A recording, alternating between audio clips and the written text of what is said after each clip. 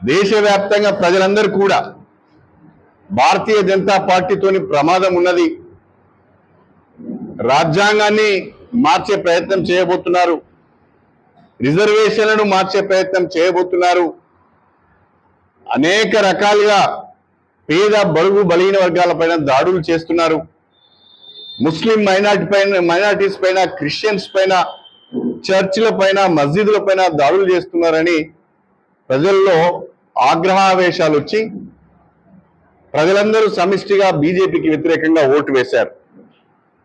ఎన్నికల ముందు రామ జపం చేశారు. మనందరం కూడా శ్రీరాముని భక్తులమే. మనందరం కూడా తెల్లారగానే రామాలయానికి వెళ్తాం, శ్రీరామునికి మొక్కుకుంటాం. చాలా గొప్పగా ప్రచారం చేసుకున్న రామ జన్మభూమిలో ఏదైతే అయోధ్యలో బ్రహ్మాండమైన రామాలయం కట్టారో ఆ రామాలయం ఉన్న పార్లమెంట్ నియోజకవర్గం ఫైజాబాద్. ఆ ఫైజాబాద్లో బీజేపీ ఓడిపోయింది. ఎక్కడైతే అయోధ్యలో రామ మందిరం కట్టారో ఆ అయోధ్య ప్రాంతము వచ్చే ఫైజాబాద్ పార్లమెంట్లో భారతీయ జనతా పార్టీ ఓడిపోయింది. అంటే రాముడు కూడా వాళ్ళను రక్షించలేకపోయాడు. రాముడిని ఒక ఎన్నికల అస్త్రంగా వాడుకున్నారు. అది తప్పు అని మనం చెప్పాం. ప్రజల తీర్పు కూడా అదే రకంగా ఉంది అని చెప్పి నేను ఈ సందర్భంగా తెలియజేసుకుంటున్నాను. భక్తి వేరు, రాజకీయాలు వేరు అనేది చాలా విలక్షణంగా ప్రజలు తీర్పు ఇచ్చారని చెప్పి నేను ఈ సందర్భంగా తెలియజేసుకుంటున్నాను.